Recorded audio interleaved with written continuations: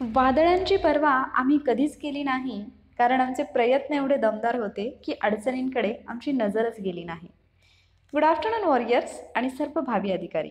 Warrior officer या आपल्या educational चॅनलवर मी सुप्रिया आपणा सर्वांचं मनपूर्वक स्वागत करते. आज आपण कंबाईंडमध्ये 65+ मार्क्स म्हणजे 65पेक्षा जास्त मार्क्स जर तुम्हाला मिळवायचे असतील तर नक्की तुम्ही काय करायला पाहिजे याचा विथ प्रूफ असा मी स्टडी प्लॅन तुम्हाला देणार आहे. तुम्हाला पुराव्यासहित मी दाखवू शकते की तुम्ही 65पेक्षा जास्त मार्क्स कसे घेऊ शकता. खरं तर 70पेक्षा जास्त सुद्धा तुम्ही घेऊ शकता, बट इट डिपेंड्स की तुम्ही किती म्हणजे डेडिकेशननी अभ्यास करता किंवा कशा पद्धतीने तुम्ही हा प्लॅन फॉलो करता, हे सगळं त्याच्यावरती अवलंबून असेल. मात्र एवढं मी नक्की तुम्हाला 100% गॅरंटी देऊन सांगू शकते की या व्हिडिओमध्ये जे काही मी तुम्हाला सांगेन ती गोष्ट तुम्ही 65+ मार्क्स मिळवण्यासाठी 100% वर्क करेल. आणि हे जे मी प्लॅनिंग तुम्हाला सांगत आहे किंवा आत्ता जे काही मी तुम्हाला स्ट्रॅटेजी सांगणार आहे हे तुम्हाला इतर कुठेही मिळणार नाही. तुम्ही कोणतेही यूट्यूब चॅनल सर्च करा, तुम्ही कुठेही सोशल मीडियाचा वापर करा, तिथे तुम्हाला त्या गोष्टी मिळणार नाहीत ज्या गोष्टी मी तुम्हाला इथे सांगणार आहे. सो जर तुम्हाला कंबाईंडमध्ये क्वालिफाय व्हायचं असेल, 65+ मार्क्स घ्यायचे असतील तर हा व्हिडिओ नक्की पहा, कारण या व्हिडिओमध्ये तुम्हाला स्टडी प्लॅन देण्यात आलेला आहे आणि तो पण विथ प्रूफ. आत्तापर्यंत तुम्हाला कोणीही सांगितले नसेल अशी अभ्यासाची पद्धती मी तुमच्यासोबत शेअर करणार आहे. तर आजच्या लेक्चरला आपण सुरुवात करूया. आता सगळ्यात पहिल्यांदा ज्या वेळेला तुम्हाला 65+ मार्क्स मिळवायचे आहेत, तुम्हाला कंबाईंडमध्ये टॉप करायचं आहे किंवा कंबाईंड तुम्हाला क्वालिफाय व्हायचे आहे, तर तुम्हाला या विषयाचं किंवा या परीक्षेचा सिलेबस माहीत असणं आवश्यक आहे, बरोबर. त्याचबरोबर तुम्ही मागील प्रश्नपत्रिकांचं ॲनालिसिस केलेलं असलं पाहिजे. या गोष्टी मी तुम्हाला वारंवार सांगितल्यात.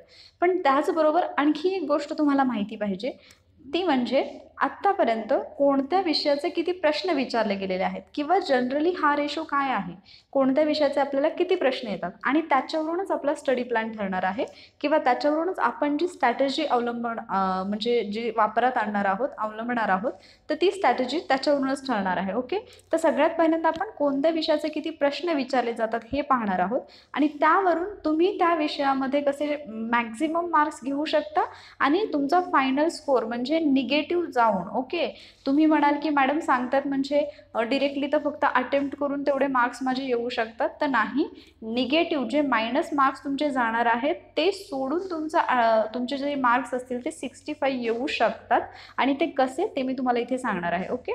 तर सगळ्यात पहिल्यांदा आपण कुठल्या विषयाचे किती प्रश्न येतात ते पाहून घेऊया. तर चालू घडामोडींचा जर आपण विचार केला तर 15 प्रश्न, इतिहासचे 15, भूगोलचे 15, नागरिकशास्त्र म्हणजेच राज्यघटना या विषयावरती येतात 10 प्रश्न, अर्थशास्त्राचे 15, सामान्य विज्ञानचे 15 आणि अंकगणित आणि बुद्धिमत्ता चाचणीचे 15. ओके. तर असे हे काही प्रश्न येतात आहे. तर याच पद्धतीने प्रश्न येतील असं काही नाही, कारण जर तुम्ही जुने पेपर पाहिले 2012-13चे तर इथे नंबर्समध्ये थोडं वरखाली झालेलं आढळेल तुम्हाला.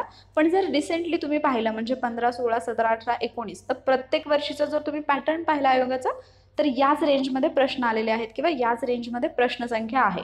त्यामुळे आपण हेच फोकस करून आपला जो स्टडी प्लॅन आहे तो बनवणार आहे. मग आता सगळ्यात पहिल्यांदा तुम्हाला काय करायचं आहे, प्रत्येक विषयामध्ये तुम्हाला कमीत कमी किती मार्क्स मिळू शकतात आणि जास्तीत जास्त किती मार्क्स मिळू शकतात हे तुम्हाला निश्चित करायचं किंवा तुम्हाला ठरवायचं आहे. ओके.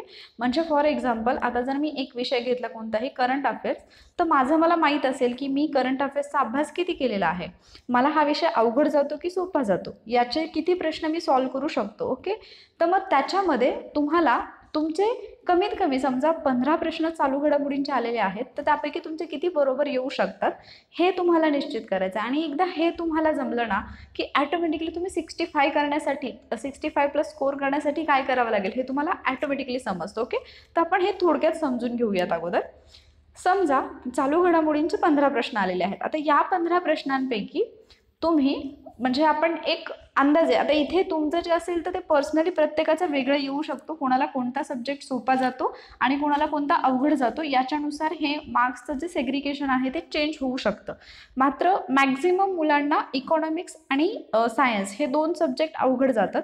सो त्या विषयामध्ये मी मार्क्स थोडेसे कमी पकडलेले आहेत. ओके. बाकी जे आहेत तर त्या विषयांचा अभ्यास आपण केलेला असतो, तर तिथे मी माझ्या रेंजप्रमाणे तुम्हाला सांगते की म्हणजे मला एक्सपेक्टेड काय आहे की तुमचा अटेम्प्ट किती असायला पाहिजे आणि तुमचे बरोबर किती यायला पाहिजेत.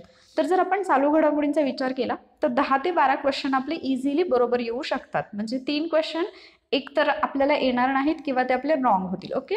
त्यानंतर इतिहासचे 9 ते 11. आता इतिहासचे 9 ते 11 म्हणण्याचं कारण काय, इतिहासचा जरी तुम्ही अभ्यास केलेला असेल, खूप सगळे रेफरन्स बुक वाचलेले असतील, तरी इतिहासमध्ये परफेक्ट तुम्ही असं नाही सांगू शकत की ह्याच बुकमधून प्रश्न येतील. कारण काही प्रश्न असे असतात, काही नावं इतिहासातल्या व्यक्तींची अशी असतात की जी आपण कधीच वाचलेली नसतात किंवा त्याचा रेफरन्स एक्झॅक्टली कुठला आहे हे आपल्याला समजतही नाही. आणि त्यामुळे इतिहासमध्ये 9 ते 11. पण इतिहास हा सब्जेक्ट असा आहे की 9 ते 11 प्रश्न हे जे आहेत ते जर तुम्हाला माहीत असतील तर ते 100% बरोबर येतात. त्यानंतर पुढचं आहे भूगोल. आता भूगोल हा विषय असा आहे की इथे तुमचे 15 पैकी 15 बरोबर येऊ शकतात. सो कमीत कमी 13 आणि जास्तीत जास्त 15 प्रश्न तुमचे भूगोलमध्ये बरोबर आलेच पाहिजेत. नागरिक शास्त्रामध्ये 8 ते 9. इथे पण राज्यघटनेचे 10 पैकी 10 प्रश्न जे आहेत ते बरोबर येतातच. मात्र आता इथे तुम्ही थोडंसं की एखादा प्रश्न असा आलाच सपोज की जो कलमांवरती आहे आणि आपल्याला कलमांबद्दल माहिती नाही, तर मग तिथे आपण एखादा मार्क सोडू शकतो. इकॉनॉमिक्स ज्याचं स्ट्रॉंग आहे त्याचे अगदी 12-13 प्रश्न सुद्धा बरोबर येतात. पण ज्याचे इकॉनॉमिक्स वीक आहे त्याचे मात्र 9 ते 10 प्रश्न बरोबर येऊ शकतात. ओके. त्यानंतर सामान्य विज्ञान हा विषय आहे. तर सामान्य विज्ञान पण जनरली विद्यार्थ्यांना टफ जातो आणि एक्झॅक्टली काय वाचायचं हे